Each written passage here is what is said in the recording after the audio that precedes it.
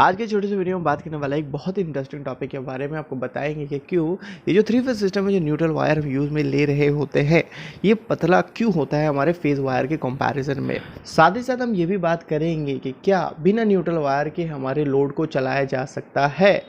Single phase system में तो आपने देखा था, हमने आपको बताया था कि बिना न्यूट्रल वायर के आप किसी भी इलेक्ट्रिकल अप्लायंसेस को चला नहीं सकते हैं, क्योंकि जो न्यूट्रल वायर है वो बहुत सारी काम कर रही होती है। हमें एक रिटर्न पाथ प्रोवाइड करता है, वही हमारे सर्किट को कंप्लीट करता है, साथ ही साथ जो है हमारे ये पोटेंशियल डिफरेंस क्रिएट करता है दो टर्मिनल के बीच में। और ये सब जो है एक मस्ट कंडीशन होता है ताकि करंट फ्लो हो, और करंट फ्लो हो रहा है यानी कि आपका वो जो पर्टिकुलर लोड है वो काम कर रहा है। तो ये सारी बातें तो सिंगल फेज के लिए थी, जिसके बारे में मैंने आपको बहुत ही डिटेल में जो है इस वीडियो बताई थी। अगर आपको ये सारी बातें जानना है तो इस वीडियो को जाकर के आप देख सकते हैं, मैं आपको एंड स्क्रीन में प्रोवाइड कर दूंगा। पर 3 फेज सिस्टम की क्या कहानी है, क्या सेम बातें हैं वहाँ भी अप्लाई होती है, क्या वहाँ भी आपको न्यूट्रल की ज़रूरत पड़ती है, या बिना न्यूट्रल के लोड को आप चला सकते हैं। तो अगर आपको ये सारी बातें जानना है तो इस वीडियो को देखते रहें। हम बहुत ही बेहतरीन तरीके से सब कुछ डिस्कस करने वाले हैं और आपके 3 फेज सिस्टम की जो अंडरस्टैंडिंग है वो भी बढ़ने वाली है। तो अगर मैं आपको स्ट्रेट फॉरवर्ड बताऊं कि क्या इस न्यूट्रल वायर की वाकई हमें ज़रूरत है, या बिना इस न्यूट्रल वायर के भी लोड को चलाई जा सकती है,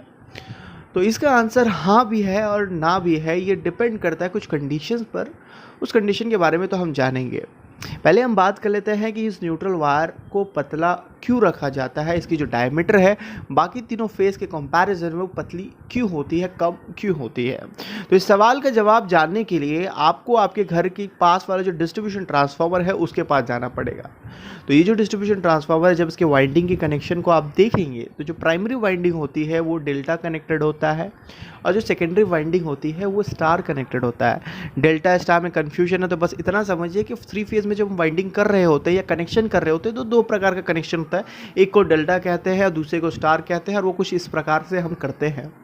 अब जब भी हम स्टार कनेक्शन करते हैं तो वहाँ पे हमें एक न्यूट्रल वायर मिलता है, इस बीच से हम जो है एक वायर को निकाल लेते हैं जिसे हम न्यूट्रल वायर कह रहे होते हैं। और डिस्ट्रीब्यूशन ट्रांसफार्मर के वोल्टेज रेटिंग के बारे में तो आपको पता होगा, मैंने पहले भी बताया है कि भाई इसके इनकमिंग में जो है अक्सर 11 किलो वोल्ट जो है लाइन वोल्टेज आता है, और आउटगोइंग में जो है आपको 415 के आसपास जो है लाइन वोल्टेज मिलता है। अब बहुत सारे लोगों को लाइन वोल्टेज या फेज वोल्टेज में कन्फ्यूजन होता है। पिछले वीडियो में भी जो है जब मैंने बताई थी इसके बारे में तो कमेंट में आप पूछ रहे थे, तो हालांकि मैंने उनको आंसर किया था, बट फिर भी आपको बता दे, हो सकता है कुछ लोगों को अभी भी डाउट हो।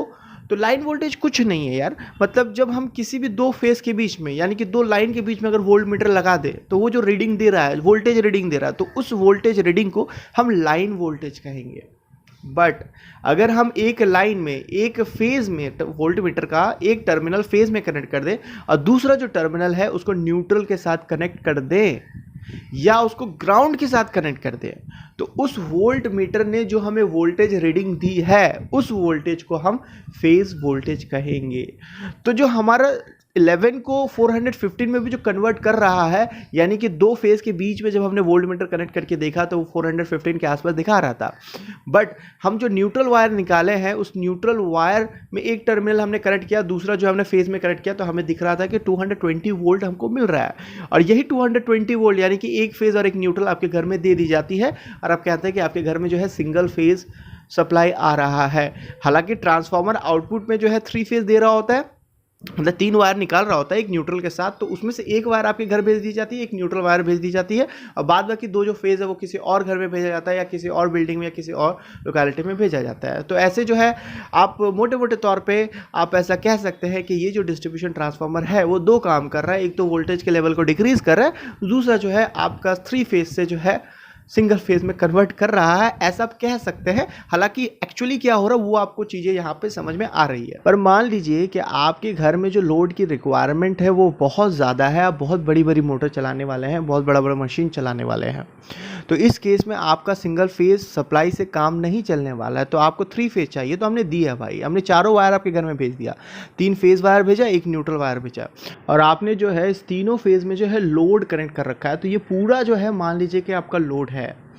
तो यहाँ पे अगर आप देखेंगे कि यहाँ पे जैसा कि आप सर्किट में देख पा रहे हैं कि यहाँ पे ये न्यूट्रल वायर क्या करेगा, तो ये जो न्यूट्रल वायर है इस तीनों ही फेज वायर की जो करंट है उसके लिए एक रिटर्न पाथ प्रोवाइड कर रहा है।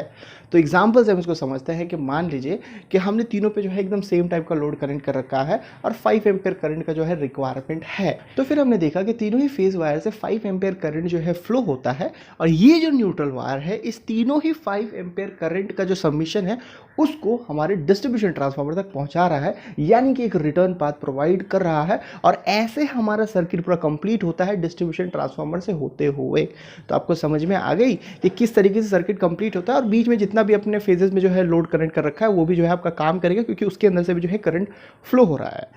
तो कायदे से अगर देखा जाए कि क्योंकि ये जो न्यूट्रल वायर है इस तीनों ही फेज वायर की करंट को जो है रिटर्न पाथ प्रोवाइड कर रहा है, यानी कि यहाँ से तो हमें यही समझ में आ रहा है चूंकि ये हमारी न्यूट्रल वायर तीनों ही फेज के करंट को रिटर्न पाथ प्रोवाइड कर रही है तो इसके अंदर से 15 एम्पेयर करंट जो है फ्लो होने वाला है और डिस्ट्रीब्यूशन ट्रांसफार्मर तक पहुंचने वाला है। और जैसा कि मैंने आपको पहले भी बताया है कि किसी भी वायर का जो क्रॉस सेक्शन है, यानी कि कितना मोटा वायर लेना है कितना पतला वायर लेना है, ये डिपेंड करता है कि उसके अंदर से कितना करंट फ्लो करवाने वाला है। अगर ज़्यादा करंट फ्लो करवाना है तो आपको ज़्यादा मोटा वायर लेना है, अगर कम करंट फ्लो करवाना है तो आप पतला वायर से जो है आपका काम बन जाएगा, क्योंकि वहाँ पे आपके लॉसेस कम होंगे। तो कम लॉसेस होंगे तो भैया आप पैसा बचा लो, पतला वायर यूज़ कर लो। तो ये चीज़ें आपको ऑलरेडी पता है। तो देखा जाए कि फेज वायर से जब 5 एम्पेयर का करंट फ्लो हो रहा है, न्यूट्रल वायर से 15 एम्पेयर का करंट फ्लो होने वाला है, तो हमें तो ज़्यादा मोटा वायर यूज़ में लेना चाहिए। पर आज के टॉपिक तो हमारी उल्टी है जस्ट, कि हम न्यूट्रल वायर को पतला क्यों लेते हैं, इसके पीछे का क्या कहानी है, ज़रूर कुछ ना कुछ हमसे यहाँ पे मिस हो रहा है। ये बात तो सही है कि तीनों ही फेज वायर से हमारा 5 एम्पेयर का करंट फ्लो हो रहा है, और ये भी बात सही है कि ये जो न्यूट्रल वायर है वो इस तीनों ही करंट को जो है रिटर्न पाथ प्रोवाइड करने वाला है। पर बात कुछ ऐसी है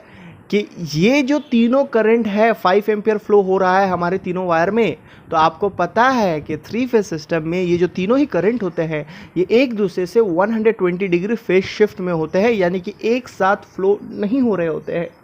तो इसका क्या मतलब होता है, जो ITI के बच्चे हैं वो तो सोच रहे होंगे कि भाई ये फेज शिफ्ट क्या होता है। तो आप इस तरीके से समझिए, जैसा कि मैंने आपको बताया था कि जो अल्टरनेटिंग करंट होता है AC होता है वो अपनी डायरेक्शन को बदल रहा होता है, कभी इस वाले डायरेक्शन से फ्लो होगा तो कभी उसके ऑपोजिट डायरेक्शन से फ्लो होगा, यानी कभी पॉजिटिव से फ्लो होगा कभी नेगेटिव से फ्लो होगा। तो यहाँ पे एग्जैक्टली हो ऐसा रहा होता है कि जब R फेज से हमारा 5 एम्पियर का करंट पॉजिटिव डायरेक्शन से फ्लो हो रहा होता है तो उसी वक्त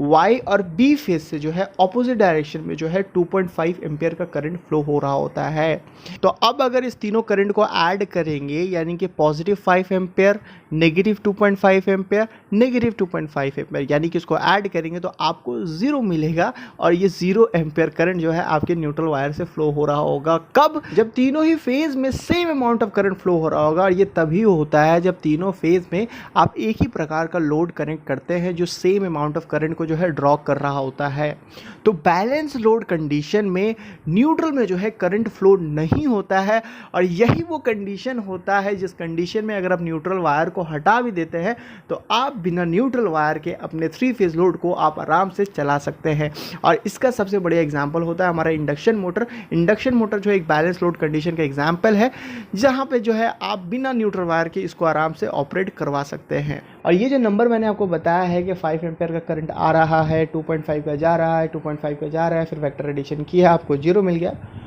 तो ये जो है मैंने ऐसे ही नहीं बता दिया है आपको, इसका पूरा प्रॉपर जो है मैथमेटिकल प्रूफ होता है, और आप भी कर सकते हैं, बहुत ही सिंपल होता है। और आपको इंजीनियरिंग में पहली बार जब पढ़ाई जाती है बैलेंस लोड कंडीशन का, तो आपको उसी तरीके से बताई जाती है कि हाँ यहाँ पे हमको दिख रहा है कि हाँ कैलकुलेशन करने के बाद हमें 0 आया। पर आप में से ऐसे बहुत सारे लोग हैं जो ITI से हैं, और कुछ ऐसे ही बच्चे हैं जो क्लास 11-12 के हैं, तो इसलिए जो है मैंने उसको थोड़ा सिंपल रखने की कोशिश की है और आपको इस तरीके से समझाया है। आपको ऐसी एक्सप्लेनेशन किसी भी बुक या किसी भी वेबसाइट में देखने नहीं मिलेगा, और इसको जो है वेवफॉर्म की मदद से भी जो है समझा जा सकता है बहुत ही आराम से। जैसे कि आप देख पा रहे हैं आपके सामने जो है एक बैलेंस 3 फेज का जो है वेवफॉर्म दिख रहा है। तो यहाँ पे आप देखो कि R फेज में मान लीजिए कि 1 एम्पियर का करंट जो है फ्लो हो रहा है, और Y और B फेज अब देखिए कि ऑपोजिट डायरेक्शन में यहाँ पे दिख रहा है, तो ये मान लीजिए कि 0.5 होगा। तो यहाँ भी जब आप इसका समीशन लेंगे, वेक्टर समीशन लेंगे, तो आपका जो है न्यूट्रल में 0 एम्पियर करंट फ्लो होगा। तो ये तो बात थी बैलेंस लोड कंडीशन का, पर प्रैक्टिकली अगर आप देखेंगे तो ज़रूरी नहीं है कि हर एक फेज में आप एक ही प्रकार का लोड कनेक्ट करके रखें, यानी कि हर एक फेज में जो है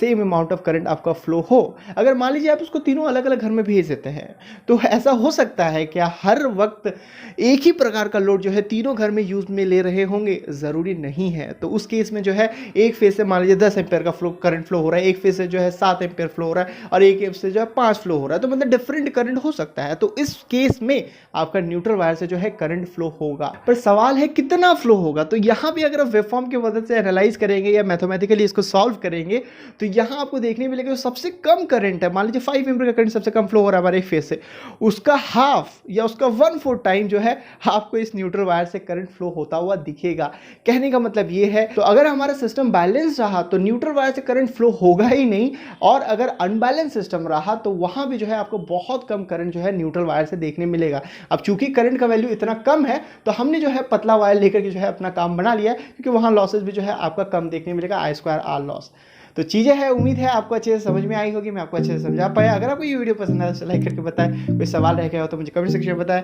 मिलते हैं ऐसे किसी वीडियो में, till then take care, bye bye.